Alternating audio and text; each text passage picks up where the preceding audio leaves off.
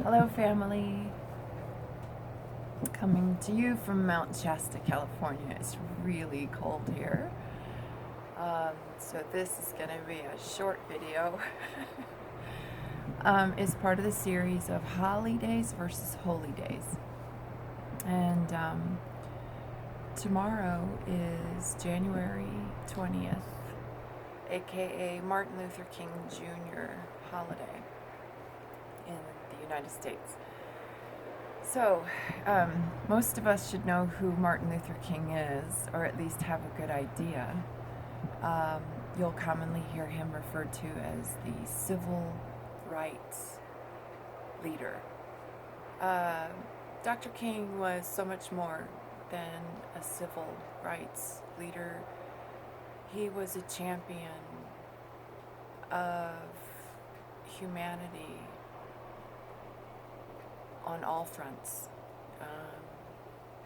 Dr. King obviously did some really great work to facilitate change in the United States on behalf of our African American, Black, however you want to refer to the skin suit. But I will just say he did some good work on behalf of our brothers and sisters to speak out against the oppression that the Black community in America was suffering from. And Dr. King also spoke widely and freely about our involvement with never-ending wars of aggression, and particularly what was going on at that time frame was the Vietnam War. And Dr. King took after the example of another really beautiful brother by the name of Mahatma Gandhi. He's most famous for essentially taking down the biggest empire on the planet, the United Kingdom, without firing a single shot. Mahatma Gandhi is our brother who taught us how to employ or execute the concept of non-violent refusal to participate. So yeah, Dr. King, they have a holiday for him tomorrow. So again, holidays are contrived days to manipulate us, to suck our energy, to get our permission, to get our consent, for things that are not the things that we should not be consenting to, essentially. In this example, Dr. King, because he represented such a threat to the establishment, because he had such a large following of people from all over the world, all different races, religions, genders, national affiliations, it didn't matter. He was one of those rare souls that spoke into the hearts of everyone with his message. And the message resonated with everybody because it was true, what he was saying. For example, if he said, if we don't learn how to live together as brothers and sisters, we will perish as fools. Again, he got out in the streets just like Mahatma Gandhi, and he espoused nonviolent refusal to participate. Violence is not the answer.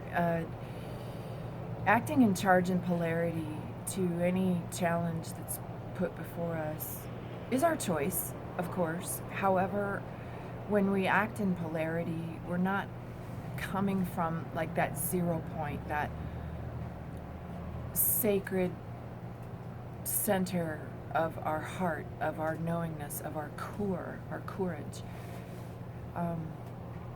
And we don't tend to make the best decisions when we are in this state of polarity.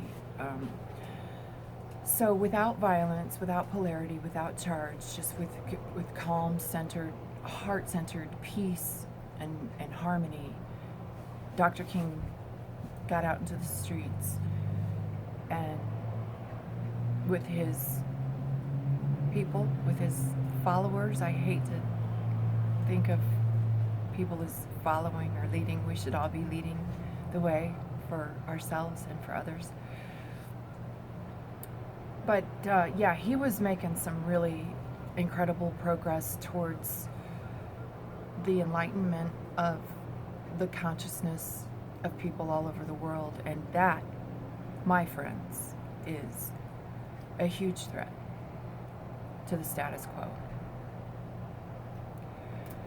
It is a commonly known fact that the U.S. government planned, orchestrated, and executed the assassination of Dr. Martin Luther King.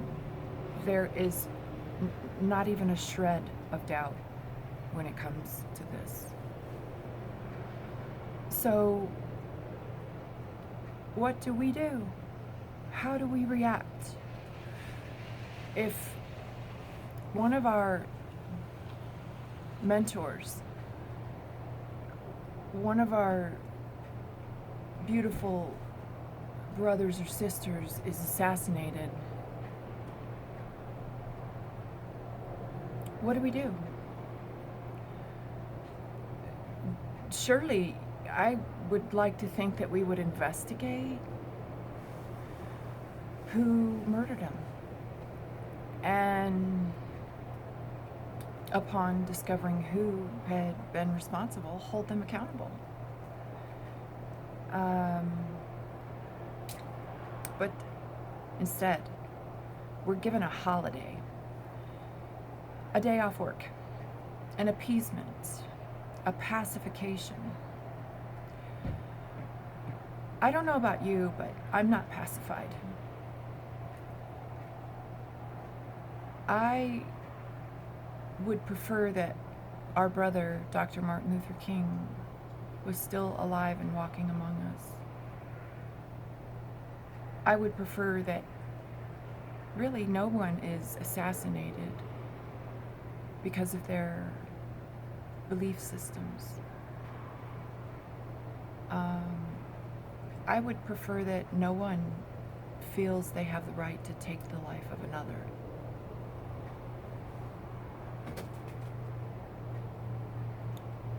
I want to give honor and thanks to Dr. Martin Luther King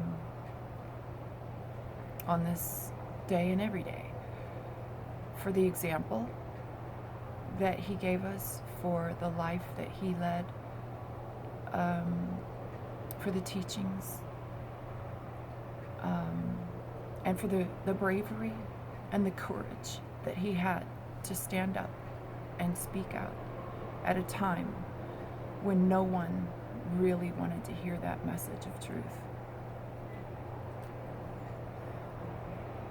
I honor Dr. King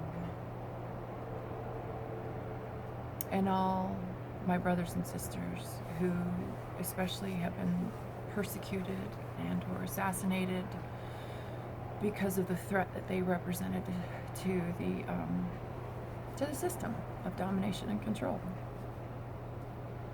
I want to also acknowledge the fact that although Dr. King is no longer with us on the 3D plane in a flesh and blood form, that he is actually still with us in the spirit form. He still is with us, and I believe that He will, when we acknowledge him, his life's work, and when we stop participating in the holidays that suck our energy in some manipulative, contrived, hedonistic way, take back that energy and use it instead to acknowledge that Dr. King, what a blessing he was and is to all of us here on this earth. Thank you, Dr. King. I will not lend my energy to the holidays. I will lend my energy and my intentions to that which is sacred and that which is worthy. Thank you, Dr. King. Gracias, familia. Thank you, family. I love you. Namaste.